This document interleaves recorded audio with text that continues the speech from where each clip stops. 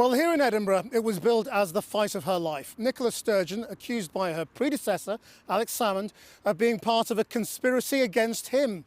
Conservatives had called for her to resign even before she'd given any evidence to the inquiry into the Scottish Government's handling of harassment allegations against Mr Salmond.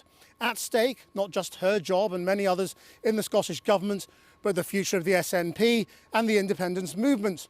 She began at 9 this morning and only finished more than 8 hours later as opposition MSPs tried and tried to land a damaging blow. Aisha Tull is with me now. Aisha. Well, Krish, they were trying to pin down in this questioning exactly what Nicola Sturgeon knew and when, because there's been conflicting evidence that's been brought about, not least from Alex Salmond, and Nicola Sturgeon seemingly being able to bat that back. Now, what stuck out to me most throughout the day was this personal relationship between Alex Salmond and Nicola Sturgeon. We know how close they were campaigning for independence. We've seen all of the photo ops of them together. But for the very first time, I think we got a real glimpse of how sour and damaged that relationship has now become between the two of them. She saying that she hasn't spoken to him in years. And that was a recurring theme throughout the day in the evidence that she gave.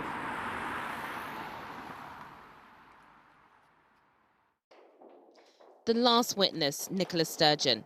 The first time she'll be able to give her account. This is years in the making. Her opening statement starts with an apology. 2 women were failed and taxpayers' money was lost.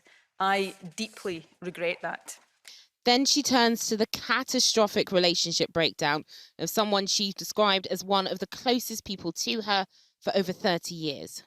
And maybe that's why on Friday I found myself searching for any sign at all that he recognised how difficult this has been for others too.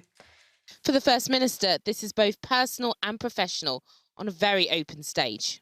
Alex Salmond has been for most of my life, since I was about 20, 21 years old, not just a very close political colleague, a friend in my younger days, somebody I looked up to and revered. You know, I had no motive, intention, desire to get Alex Salmond. She insisted she had no reason to want to get Alex Salmond and dismissed claims of a plot against him as absurd. But there's a mismatch here in how she characterises him in an earlier statement. I refuse to follow the age-old pattern of allowing a powerful man to use his status and connections to get what he wants. Well, that man was about to throw another spanner in the works in the middle of her giving evidence. Alex Salmond lodged a formal complaint stating that a complainant's name was disclosed at a meeting by a government official to his chief of staff. Allegations also raised by the committee today.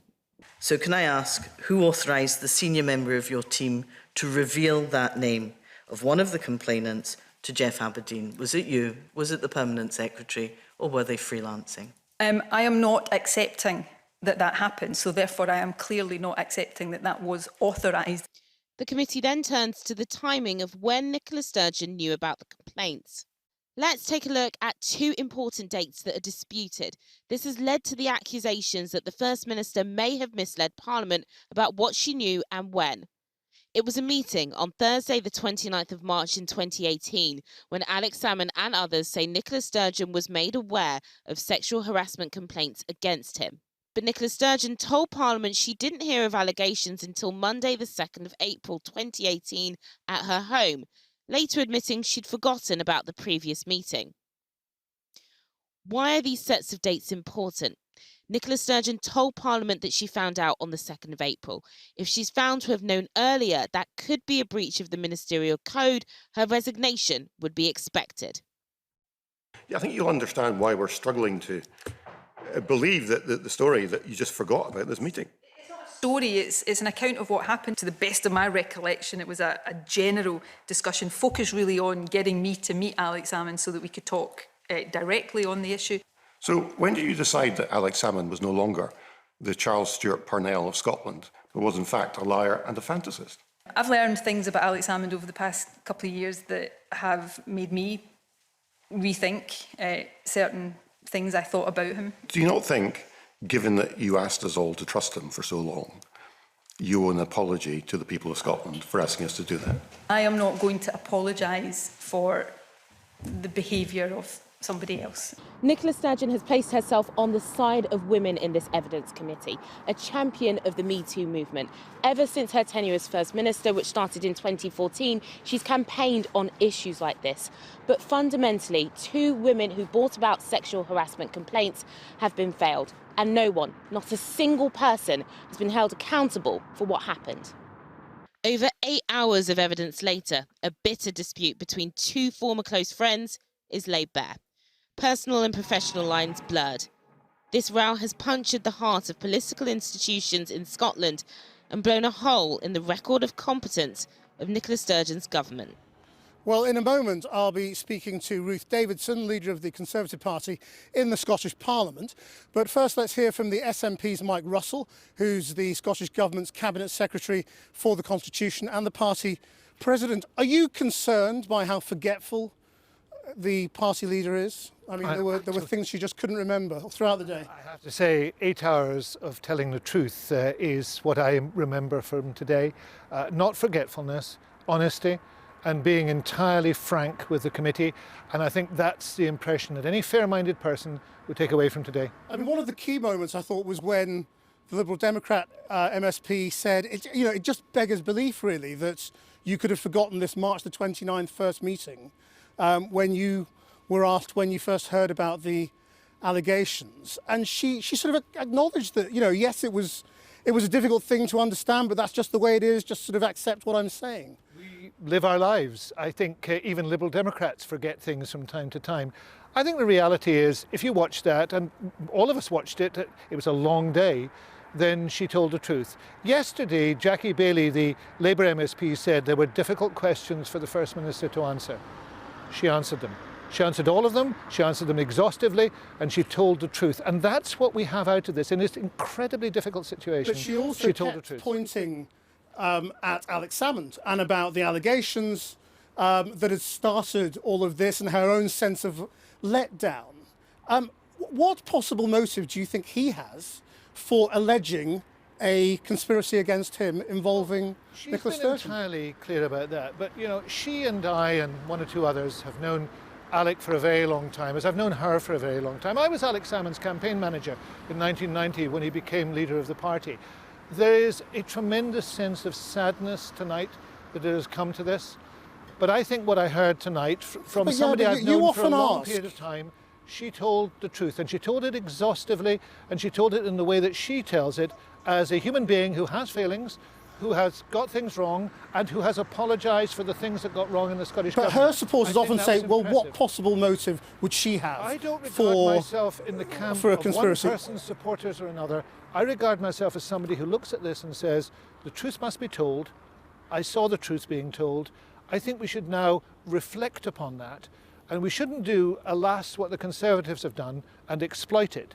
We should reflect upon it and we should learn from it. Are you expecting there to be more electoral damage, as there appears to be already this weekend? Well, I'm not sure that I would accept that, but what I would expect to happen is that we would learn the lessons from it, we should understand what the problems are, we shouldn't exploit it, and we certainly shouldn't go for serial motions of no confidence, which is actually ludicrous. The Tories have embarrassed themselves and embarrassed Scotland with how they behaved. Mike Russell, thank you very much. Let's ask Ruth Davidson about that. She leads the Conservatives in the Parliament for now, before going to the House of Lords later on this year, I presume, as Baroness Davidson. You kind of made a mess of this, didn't you, by calling for her resignation yesterday before the evidence. Do you still think she's a liar tonight, as your leader was saying As I last explained night? off camera, the standing order of the Parliament is you have to lodge things, and it takes several working days in the Parliament to be able to bring them forward, so I think it was entirely the right thing to do. But it was only because the Scottish Conservatives lodged a motion of no confidence in the Deputy First Minister that we even got to see part of the legal advice that's at the heart of all of this. Because But you were calling her a liar last night. Do you still think she's a liar, or do you take her at her word? Her own testimony is that she's misled Parliament and that she's broken the ministerial code. She's absolutely admitted that when she told the Parliament, not. the first that she heard was when Alex Salmond told her herself that wasn't true, that she'd had a prior meeting to that with his former Chief of Staff. But Nicola Sturgeon came into this session today with serious questions to answer, and none of them were answered with any new information. Any difficult question was just, I forgot or I can't recall. She challenged Alex Salmond in areas of context. True, is it? I mean, you know, she was after when did she know the substantive allegations, and she answered that? She brought no corroboration, she brought no witnesses, she brought no new documentation. She had challenged Alex Salmond to do that, and he did. He brought forward 3 witnesses.